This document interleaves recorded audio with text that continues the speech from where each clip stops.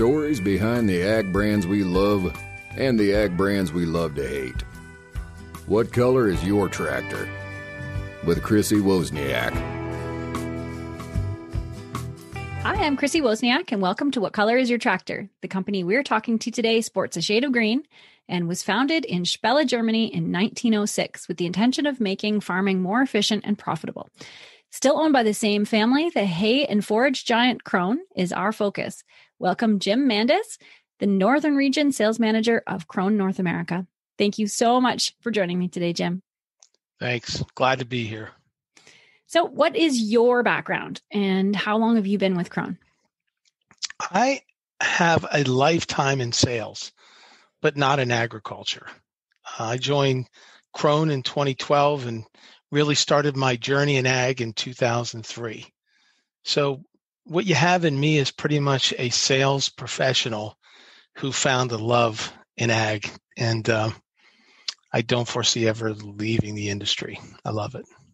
Yeah. And you hear that a lot, people that, kind of end up down the road in jobs in agriculture and then just fall in love with the industry, right? Well, yeah, friends of mine, I have had some job changes, some brought on by others by me. And my friends are like, I'm pretty much a city guy. There's sidewalks where I live, and I have to take my yard waste to a dump. So I don't live in the country. I don't have 30 acres. Okay. And my friends feel like, what's with you in agriculture? And I said this numerous times and they get it. I love the people that I trade with. The people I manage, my competitors I love. I love the producers. They're such a salt of the earth people. And I spent some time in construction, heavy duty truck, and some web applications. And I really found a home in ag because I just felt like it's so grounded. And there's something noble in being part of a group of people that feed the planet. And it that higher meaning, it connects with me viscerally. I really, I love it. And I love the fact that we can laugh. I love to laugh. I laugh every day. Even when things are going down the toilet, I laugh. So that's what I like. Important these days. Yeah, it is. Yeah. And in Krone, I found a company that likes to smile, that likes to laugh, that believes a handshake is more important than a contract. That connects with me as well. Especially in today's megalopolis dealer groups, it's refreshingly different. So that fits me as well. That's awesome. So to the history of Krone itself, who started the company? A fellow by the name of Bernard Krone and his wife, Anne. And this is before my time on this planet Earth, but it was 1906. They started a blacksmith shop and an inn in Spelle, Germany. And it's like northwest, out of the industrial center, if you will, of Germany. Even today, it's very rural where the plant is located. And they still produce farm equipment there today. And it's very humbly as a blacksmith shop. And the facility, the corporation is still located in basically the same property. Oh, that's cool. It grew immensely. So why forage equipment? Why did they start there? Well, I think it was a function of really being at the right place in the right time, which if you're a capitalist, you understand. Anybody that hears this can relate to the fact when there's a chance to reinvent something and you see it and you capitalize on it, you win. And that's what Krone did. And the revolution in mechanized agriculture, I think we'd all agree, probably started in the UK in the 20s and 30s. I think that's really where it started. And they saw that trend and they got on board and they got into hay and forage because it seemed like a good place to be. And it's turned into the family passion, if you will. So Krone is bigger than just agricultural equipment. They also make over-the-road trailers, which represent about half of their revenue in a year. Oh, wow. Like some domestic brands you would know of, somebody like Trailmobile or Great Dane or Utility, those kind of trailers, the big ones, not the one you pull behind your pickup, more like what brings the food to the grocery store or the lumber to the mill. Mm-hmm. So they don't market those trailers in the U.S., but that's a big chunk of the company, and ag represents about 38%. Wow. So. Wow, that's cool. So can you tell me about the early years of Krone, kind of what their direction was and where they're going and some of the decisions that they made in those early years? Yeah, it's interesting. They're in the fourth generation now, and what you saw manifested over time was this family, when you have a single entity that owns a company and you're able to retain profit and reinvest it in the company, you combine that fact with a passion for hay and forage, what you ended up getting is an innovation, a series of innovations. Mm-hmm. And they really found a niche in this company. We did, if I could say that better. We found a niche in innovating in hay and forage equipment. And we continue to innovate today. It's a passion. And we still are probably the leading manufacturer of a self-propelled mower that cuts up to 36 feet in one swath. For example, we did a lot of innovation in the square balers that were common in the industry today, the big ones. Got involved in round balers early. So there's lots of examples. And then within each product group in hay and forage, a lot of innovation in specific groups like mowers and rakes and tedders, where there's really a producer, if they're looking to purchase a rake or a tedder or a mower, they have a lot of choices of some really good companies. But when you look deeper into Krone, there's some significant engineering innovation that sets our products apart. I'm not going to bore the people that are on this podcast with those details. But suffice it to say that Krone has never been a company that really marketed its brand. It's more of a word of mouth company. And people buy one of our products and they'll buy a rotary rake. And then all of a sudden they're like, man, this is the best rake I ever had. I need a tedder. Let me buy a tedder. Or if you're in the South, they call that a fluffer. But basically what happens is people start getting exposed to a really well-made product, and it's very common that people end up having all their hay and forage in Krone because they come to rely on it. When the hay's down and the hay's got to come off the ground, I'm looking out the window now, it's raining. And, there's a certain pressure that goes with hay and forage. You really need to rely on your product or the value of your crop goes down the toilet really quickly. So, absolutely. So people come to trust us, basically. And the innovations that we've created over the years, they build that trust with our customers. And that's what leads one customer at church or at the diner to say, hey, I need a rake. What do you say? Oh, I have a Krone. I tried this brand or that brand, and this Krone's the best one I ever owned. And that's really what has driven our growth. Something as simple as that. I wish I could say it's due to people like me, but I can't take credit for that. So I hope I answered you. Yeah, for sure. Yeah. And when did the company start marketing in North America? 1972. So it's been here for a while. Yes. Yes, they have. They are global now. They're pretty much on every continent. We are a wholly owned subsidiary of the Krone MBK Corporation, but we're independently run here in North America. So we're headquartered in Olive Branch, Mississippi, and there's probably 120 employees running around North America supporting the brand. It's been quite a journey from in fact, it's a funny story. Really, when we started here, one of the people that really made Krone what it is today, his name is Rusty Fowler. He recently retired, but he was the first president of Krone North America. He came to us from International Harvester. And the first thing he was asked to do was to assess the North American market and where Krone was at up to that point. Up to that point, Krone had been just shipping stuff over here and just see what happens.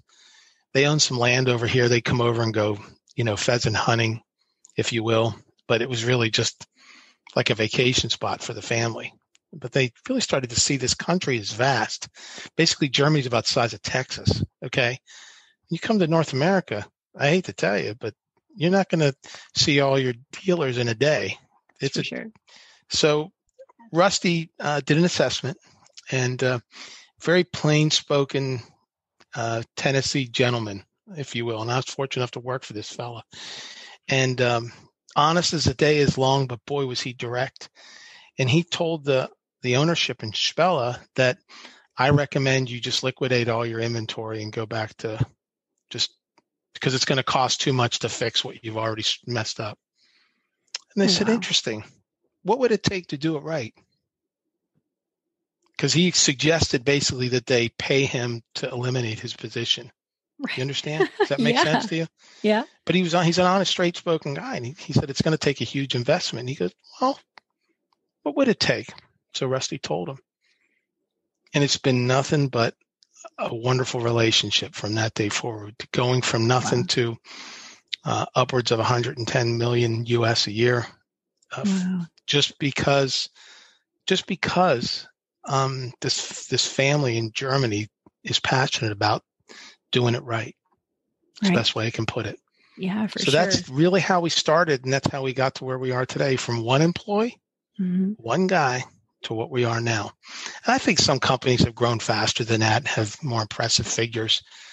But we try to measure our success one customer at a time, basically. Yeah. You know what I mean? Because that's really cool. Things are going to go down the toilet. You know what I'm saying? Mm-hmm. Things are going to go wrong. What separates companies is how they handle the problems, right? Absolutely. I totally agree with that. It's another, going back to why I love this company. That's another reason, because I feel the company has my back. Yeah. And that transcends to the customer. Their manufacturer has their back. The dealer feels that way. We have their back. And today, in this stockholder-driven world that we operate in, of these mega dealers where they don't even know your name anymore, Krone is a refreshing vacation, if you will, in my humble opinion. Right. Yeah. So, and that means a lot. It means a lot to somebody stuck in the field, right? Needing to get done. It is. And plus they want to feel heard too. Yeah. If they're not experiencing what the product, I was on vacation last week and a customer called me. He didn't know I was on vacation. So I answered my phone. I'm sitting on the beach, Florida, and he's having trouble with a product and he doesn't know where he's going to go. And, we're a flat organization. The president of our company in North America, he answers his phone. We all answer our phone. I don't think you can say the same for a lot of companies, right? Yeah, absolutely. So that's what we're about. We're about doing things right, you know, and really providing value to the producers need to find every little penny of efficiency. Sometimes you got to spend a little more for a product to get a more efficient result. You follow what I'm saying? Absolutely. It's what I like to call the difference between a purchase price and the cost of a product. Right. They're two very different things. Very big difference. Right. Yeah. So that's what our group does. We work to find opportunity. We work to find solutions and help people find better ways of doing things so they can put a couple more bucks in their pocket or maybe get back in the house a little sooner, basically. Yeah. That's what I hate to say it so simply, but it really comes down to that. You know? Yeah, for sure. And I find it really interesting that it's still in the same family. And so what do you think the impact has been on the brand because of that? It's stability. I mean, when kids' parents stay together their whole life, it helps those kids develop. Right. It's a challenge. And, when these companies get bought and sold and they get consolidated and then you have to give money to the stockholders. And so that's less money that you can reinvest for research and development or quality control or production capacity. I think that stability connected with a focus and a passion for hay and forage have resulted in exceptional products, exceptional quality. And at the risk of sounding, I don't know what the right word is, but it results in really a group of people bringing that product to bear that really love what they do. It's not just Spella. It's not just the family. It's the engineers. It's the people that load the trucks in Olive Branch. It's the people that do the bills. It's the team I'm fortunate enough to manage that's out there visiting the dealers on the farms, It's the people picking parts. It's the whole package that delivers that value to the customer. And I think that family nature, where you're not trying to pull stockholder value out, where everybody has a name. And frankly, people work for this company for a long time for that reason, because it matters. You know, it matters. And, so if someone's out, like, some of the people that from our company, they're passionate people. Even before they work for us, they come to Krone, and it's like they don't want to work anywhere else because it's such a great place to work. You know what I mean? Yeah, that's awesome. Because you're in this industry, people that are forced to go down a road with a customer that they don't want to go. You know what I mean? Yes. It's uncomfortable. They have to tell them X. And I'm sorry, Mr. Customer. It's almost like they're a doctor telling someone they have cancer.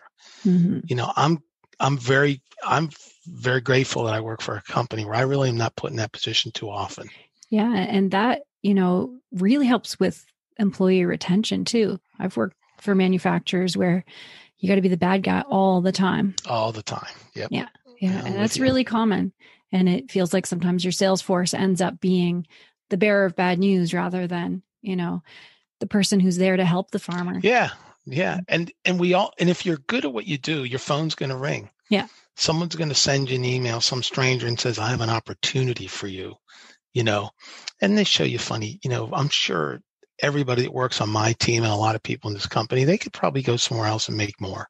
I think the reason why we get away from that is because we're a family. Even here in North America, we're a family. My last name isn't Krone, but people call me Jim Krone because that's the way we conduct ourselves. Yeah. I think it's a compliment, not an insult, to be considered that way. And, I also think it's important that the group that I manage, and all the people, we're always trying to develop our employees. So we promote from within, and we just have a really good culture that, your first mistake isn't your last. Yeah. We're all going to screw up. I could fill your podcast with my mistakes personally, but that's all in the journey of learning together. So, sure. But that's the family nature of the company leads to stability. Plus, hey, I'm not a CPA, but let's talk about that for a second. Publicly traded company, how much money do they actually return and reinvest in a company? Yeah, that's a good point. I would venture to guess that Krone puts 4 times their net earnings into the company, and you do that for 121 years. Yeah, do you need a slide rule to figure that out? That was a joke. That's slide rule. I wonder if people even know what that is anymore. But it makes a difference because it makes, I think, a more well-capitalized company is in a better position to support innovation and support the customer. It's important. Yeah, definitely. So you know what was the very first product that Krone manufactured? It's funny. I talk about how we're focused on hay and forage, but the first thing we made was a plow. Really? No way. Huh. Yeah. Our humble beginnings are very interesting. I'll put it to you like that. Yeah. And like any company, you just see how it evolves. I think when Amazon said they were going to do free freight with Amazon Prime, everybody said they were nuts. Yes. When FedEx said they were going to deliver packages around the planet overnight, everybody said they were nuts. So I'm certain when Krone, who was pretty much fooling with tillage, said we're going to get into hay and forage, I'm pretty certain there were some people in Germany who were like, you're nuts. But here we are today. Yeah. Right. Yeah, it was the right decision for sure.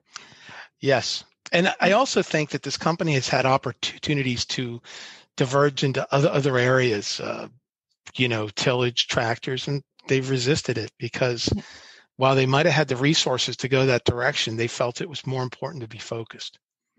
There's plenty of other people doing everything. And when you're doing everything, you're doing good. You're returning value to your stockholders, but are you really bringing in, do you innovate in every product group?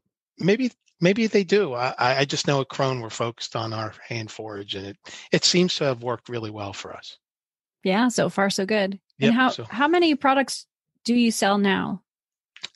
My employees are going to kill me, but I believe it's 66. Wow. I think I'm correct. Yeah. We don't bring everything that's manufactured in Spella here. Some things really don't fit the North American market too well. A good example is our big wagons. We bring a couple over a year, forage wagons. We don't bolt ours together. They're welded. And oh, wow. That sounds like a shipping nightmare. Yes. Yeah. The cost of shipping air is a little too expensive right now, let alone metal. So that's basically what you're going to ship. So we'll probably get a solution to that. I'm sure someday we'll grow big enough that we'll produce here in the U.S., somewhere, or Canada, somewhere in North America. I think that's only a natural evolution. Please don't release that as a press release or I'll get fired. But I just think it's only logical. I have no knowledge of that. I just think it's only logical at some point that we would do some manufacturing in the U.S. Whether it's on my time in this planet or not, I don't know. But I think it'll happen someday. I'm certain. Yeah, sounds like a natural progression for sure. Yeah, it is. Yeah. Because really, when you look at the planet Earth, North America represents the greatest growth potential for Krone. And so it's only logical. Yeah. Just a matter of, to me, in my opinion, it's just a matter of when, really. Yeah, that makes sense. And you guys have a really rich history of serving the industry. But how does modern Krone want to be seen in agriculture? I know you kind of touched on this here and there throughout this, but really, if you boil it down, how do you guys want to be seen? Okay, at the risk of being redundant, I'm going to go on a little different tangent. And I think I just want to say that if we're going to distinguish ourselves in any way, we're not going to support or sell through the megapolis. That's not our methodology. We want to be close to the customer and close to the dealer, supporting the dealer. We want to be viewed as an innovator, and we want to be focused on our customer success. I believe in the Krone philosophy is if you're focused on the producer's success, then everything else falls into place. So if you're innovating, if you're making a really high quality product that's reliable, we believe that everything else falls into line behind that. Because ultimately, regardless of the size of a producer's operation, efficiency matters, reliability matters, downtime matters. Yeah. And those are universal themes no matter what continent you're on. And then when you add the fact that we're a family company that's really easy to do business with, I think those things, the confluence of those factors, generally leave people wanting to buy more products from us once they get one or two. Then they get three, then they get four. Next thing you know, their whole barn's full of our nice color, our color green. That's no offense to the other companies out there that are green. Yeah. But like you started the podcast with, we're a different color green, but that's right. It's our color. And we're very proud of it. Yeah, that's good. So you told me a bit about the first employee in North America. Are there any other really memorable people along the way? As far as Krone employees? Yeah. Yeah, North America. Yeah, there's, like I said, we like to smile, we like to laugh, and there's some colorful stories, but there's also some good examples of the integrity in this company. Charles Ramsey, who our training center is named after. I never had the good fortune of working with this fella because he had retired before I started. But the legend of Charles Ramsey, that he would stop at nothing to support a producer.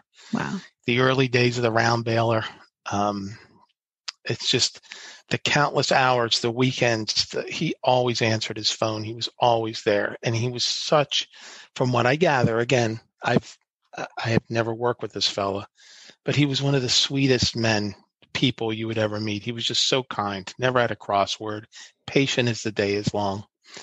Another guy that's a good story, right after Rusty joined, he brought another guy from International. And this guy was part of hiring me. A very unique person. His name's Gary Thompson. He's since retired. Very colorful fella. Very passionate, very intelligent. But yet he could get along and communicate, and to this day, with anybody. He's a real gentleman. But boy, working for the guy, I remember when I was interviewing for the job at the time, I was unemployed, and he called my wife. My wife's all excited because, I've only been, at the time, I was only unemployed for a week, and I was, we had 4 kids. I was the only game in town. So if I don't get a job, we die, So my wife calls me, and I wasn't home. She said, this guy called me, my friend, Mr. Gary. I get on the phone with the guy, and he tears me inside out. Oh, wow. I think you're overqualified. I don't think we should hire you. You're going to leave at the first offer. But yet he was so sweet and so funny, and he would do anything to support a deal. One time I missed a conference call in my current role, and my friendly friend, Gary, tore me up inside and out. Really? So it's just The a strength, really interesting right? guy. No one tells a funny story like Gary. Just a great guy. Another probably a couple other people to mention that I still work with. My boss, Jody McCree. I'm not bringing his name up because he's my boss. It's just because he's head of our sales right now. But he basically started in marketing. He came from a family farm that raised eggs, and he's just a really interesting guy. Very patient, but funny. And the guy can do imitations. He can do an imitation of about any character in our industry. He's so good at it, and he'll get your gut laughing. But when he hired me, the ad said, no phone calls, please. So I'm a salesman. So what do? I call, because no phone calls to me means call. That's how I read that. Because if I can't get past a call screener, I'm not a salesman. So he answers the phone. I said, I want to talk to Jody. And he goes, you're talking to Jody. I said, you're talking. And I had never met a man named Jody before. Right. So I said, okay, well, I kind of offended you. So I guess we're done now.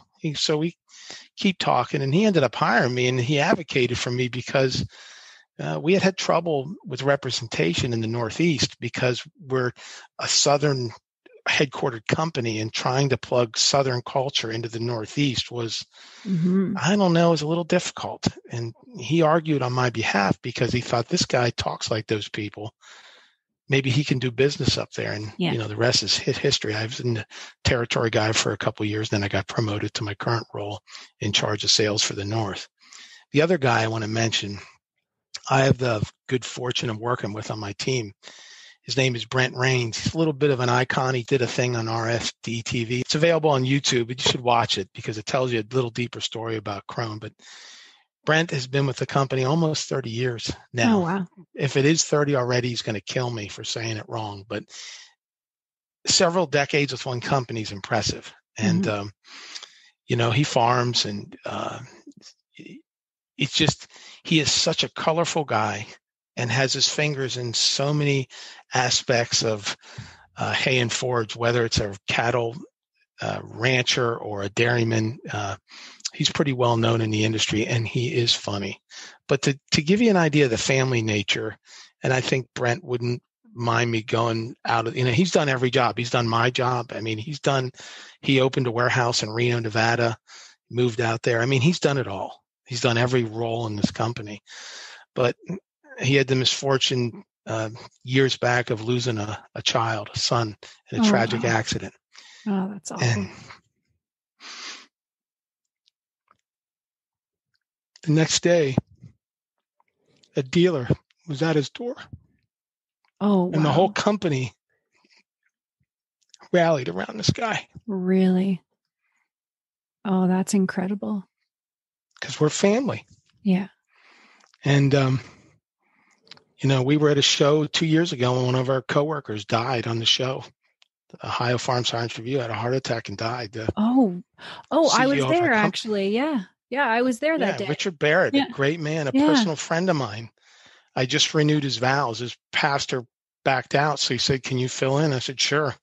Wow. If a bunch of Protestants and Baptists don't mind a Catholic doing this service, I'm there. Yeah. And I did it. And a great guy. But just another example, just like with Brent and his tragedy, Richard goes down, and the CEO of our company is at his funeral. Wow. Krone North America. 3 days later, 4 days later, boom. Mm-hmm. There's 10 people from the company there helping his family with transition, everybody chipping in. Dan Witherspoon, our CFO, has been with us 30 years himself, what can we do to help his widow get through that tough time? The company rallied around him, and I could bore you with details like this, but these are the stories of our company, of our family, and that support comes from Spelle. It's not a North American thing. This is a family culture of passion to win, shoulder to shoulder when we're losing. When the recession hit in 2008, nobody got laid off. Really? Wow. We don't do that. We find something for people to do, and you just don't hear that anymore. It's very weird. It's different. And, I'm okay with that. Yeah. Because I know what this company sounds like a nice stands home for. Yeah. This company stands for doing things the right way, and it's refreshingly different today. And I think it's reflected in our products, frankly. Yeah. So without getting too sappy for the people hearing this podcast, I got to tell you, when they hook their tractors to our implements, they can see the difference in Krone. Yeah. They see it in the quality of their hay and the amount of time it takes to get a job done. They see it when it comes time to trade it in, or when they look at their repair bills. Downtime's a killer, really is.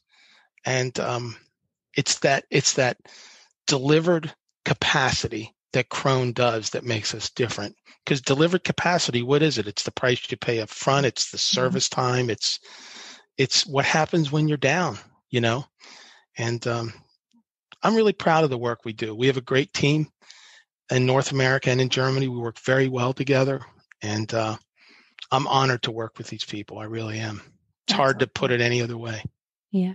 Yeah. I know one of your employees, Aiden Russell, and he'll hate me for saying this, but you got to ask about when at the time he tied a deer to a pole on the side of the road.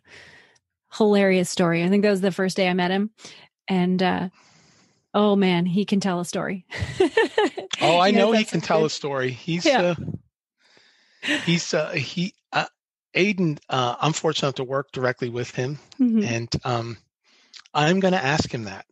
Yes. Because I love the way he tells a story. In fact, I look at our crew that I'm lucky enough to manage, and there isn't a single one on this group that is, they're all great storytellers. Yeah. And really, you're working. If you're not having fun when you're working, really, you got to reconsider. What are you doing then, right? Yeah, you got to. Because I'm like right now talking to you. I'm really enjoying this. This is my job. Me too. This is cool. Yeah. I dig it. I will ask him. He tied a deer to a pole. Yes. That'll get me there. Story. Okay, good. He'll know exactly what you're talking about, and he'll know I told you. You rest assured, I'm going to do that. So thank you for that. Yeah. Anybody else out there too? When you meet him, make sure you ask about that story. Okay, good. So, do you think what are some other things, or are there any other things that people wouldn't know about Krone? Would you know that our original color was not green? Really? I did not know that. What was it? It was kind of like I don't know. It was like Kubota orange gone bad. Oh. Putrid. That sounds terrible. Kind of like a baby diarrhea orange. Oh, yuck. It was really yucky. But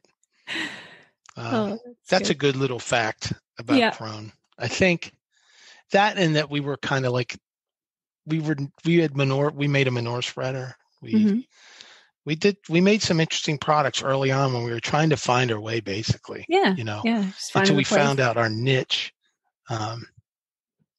At the risk of talking too much, I'll stick with that. Yeah. Those are good. Yeah. The obviously the whole show is about colors, right? Right. So I always find it fascinating to see, to learn about that. And why do you think that brand loyalty in ag is so strong? I think, not to get too cerebral here, but I think humans are drawn they're drawn to security.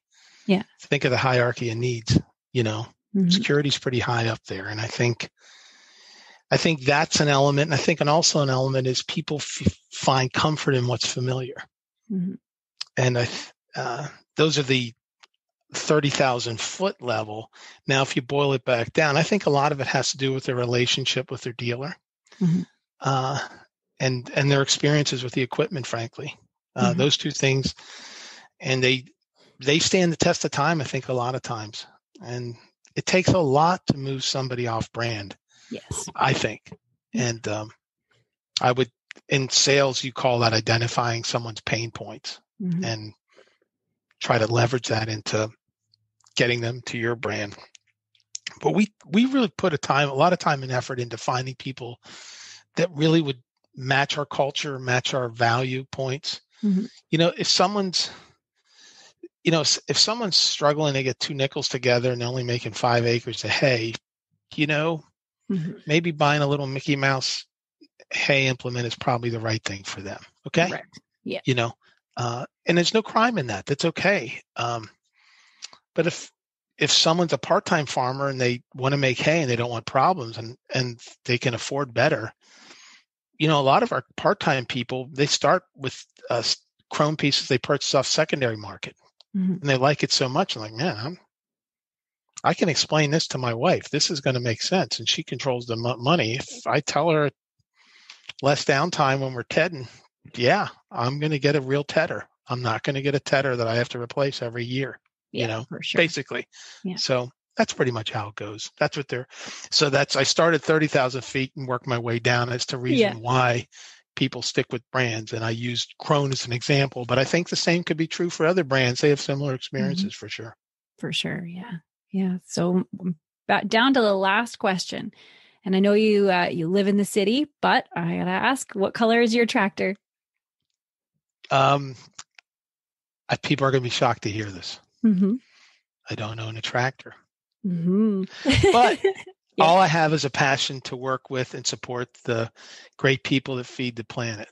And so I don't have a color of a tractor because I don't own a tractor, but I have nothing but respect for the people that own them and use them to feed this planet Earth. And there aren't a better group of people that I've ever been around. And I'm honored to be part of it. So I hope that answers that question. Am I the first person to ever not have a tractor? No, you are definitely not the first yet. Okay, good. Yeah. That's a relief. I was afraid I was going to mess up your whole thing. So. Nope, not at all. Yeah. Okay, great. Yeah, I like when there's sometimes you'll have a company that was started, or started by farmers or has a long history in farming and they'll tell me a story about their first tractor. And that's always such a cool story too.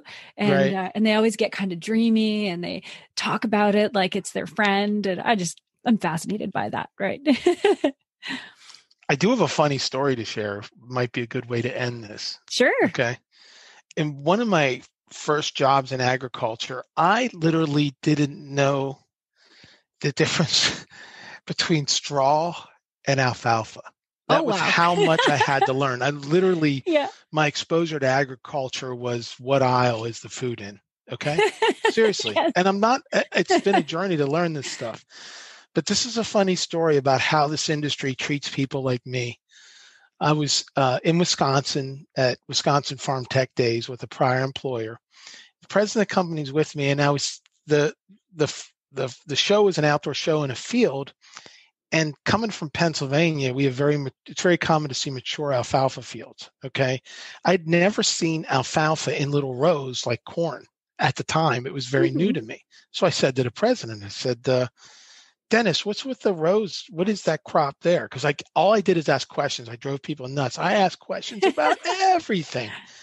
And like a little kid that goes, why? Why, Daddy? Why, Daddy? Well, to this day, I'm still asking these things. And so I said to him, what is that crop? Because that's alfalfa. I said, no way. Why is it in rows? He goes, well, that's new planted alfalfa. He reaches down and there's little sticks that divide the lots on an outdoor show, like surveyor stakes. And there was a clump of this stuff. He reaches down, grabs it, twists it, rips it open and smells it. He goes, smell that. That's so sweet, man. He goes, the cows go crazy over that. And he takes a big bite of it. Oh, wow. And he hands it to me. So I take a big bite because he's the president of the company. I'm going to do what he says. He goes, taste that. It's so sweet. The cows go crazy for this stuff. And I'm like, yeah, this is great. So then he got in his plane and he flew up to he had to go somewhere else. Okay. He had to leave the show.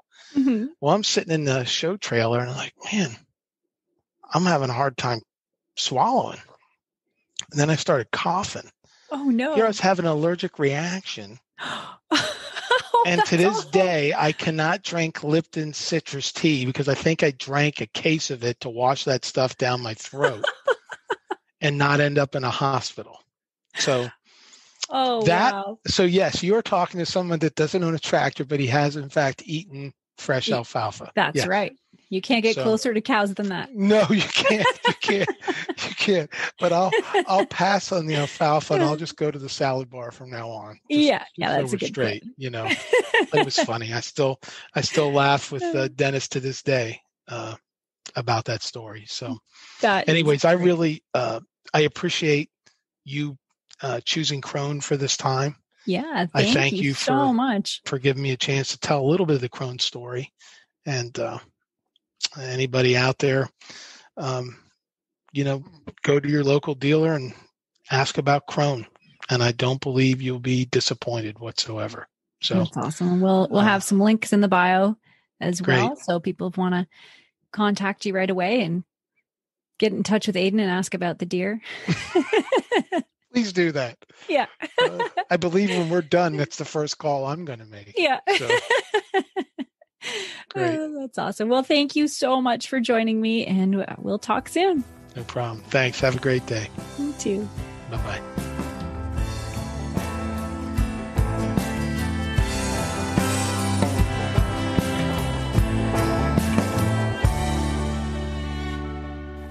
Thanks so much for listening to What Color is Your Tractor? I hope you learned something new about the brand you love or hate.